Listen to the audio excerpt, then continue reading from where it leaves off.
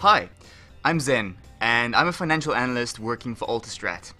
Now I'm relocating to a Tokyo office today.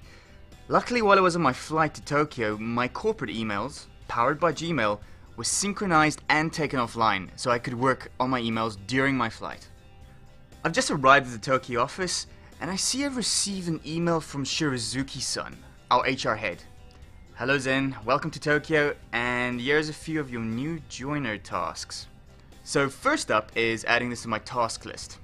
So I'll just click more actions and then add this task, and it's automatically added to my task list with the option of including a deadline date and attaching the related email. Now I need to contact Shirazuki-san. He is my Japanese facilitator. He doesn't speak a word of English, so I'm gonna have to get some help from the auto-translate feature in Google Chat. All I need to do is invite an English and a Japanese translation bot to help us out. Let's see. Hello. And Shirazuki-san can see my response in Japanese, which he can understand. Now I need to watch a training video, which is on our corporate video infrastructure powered by YouTube. It's great because it's secured from the public, so only users in Altostrat can see it. Just like YouTube, I can rate it, I can leave comments for the other employees at Altostrat. Right, I need to contact Laura in our London headquarters. Now instead of calling Laura using a telephone, I could call her with the voice call in Google Chat. But instead, I think I'll take it up a notch and I'll video chat. Hey Laura! Hey Zan! How are you? I'm good, how are you? I'm safely in Japan. Great! I'll let you know how the project goes, okay? Thanks, bye! Right, cheers, bye! So next, I've got to submit my new Japanese business card for printing, so I'll just do a search for it. I know it's an attachment, so I can narrow the search down. Hey, there it is, my business card. I've already tagged this email using the labels feature in Gmail, which I can add and change at any time. I'll look at my urgent folder and I see there's an email with travel advice for Tokyo from HR. Now, I don't need any clients like Adobe or Microsoft Word installed because Gmail will literally stream the document to my browser. So now I need to sign up to my team meetings and schedule a one-on-one with the local head of operations, who is my new manager. So in my corporate calendar, our administrator has already provisioned the team calendar to my calendar so I can see when we have team meetings. I'll just copy the team meeting to my calendar, and hey, I'll also set up a free SMS alert to notify me of this meeting 10 minutes before every time this meeting occurs. Right, so now I'll schedule my one-on-one with my manager. I think I'll also set up some drinks for tomorrow at 7 PM in Tokyo using the quick add feature. Hey, the calendar understands exactly what I'm scheduling and embeds a Google map to the calendar so I can see where I'm going. So Laura has sent me an Excel spreadsheet for a project we're working on, which I can view in my browser without needing Excel installed. Or I can just download it locally. But because I do want to collaborate on this document, I'm going to convert it to a Google spreadsheet.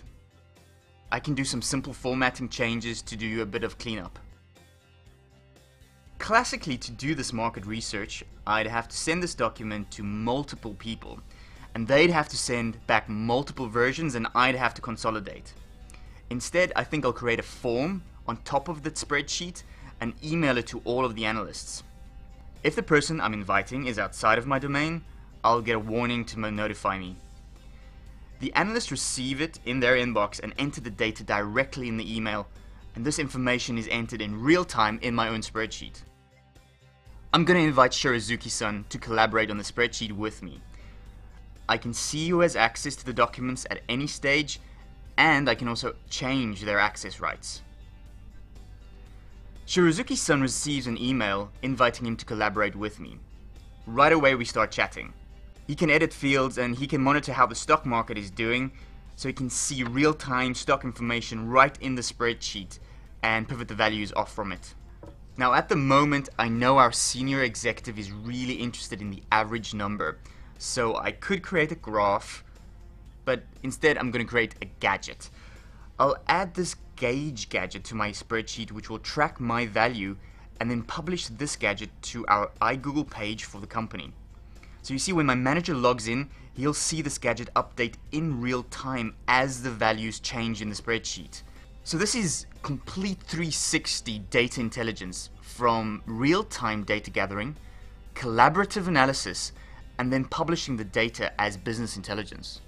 The team has been working on a more complex analysis of the market performance in America, and they can help me decide what to do in Japan. I can use different visualization styles to display the data with rich gadgets from Google for financial analysis, just like this. I can even track over time what the performance is in different areas. Now, as a financial analyst, I like working with pivot charts, so I can filter the data to show me the region, and I can also group different values together so I can look at the region and the average numbers for the subprime loans. Now I need to work with my team on a collaborative site.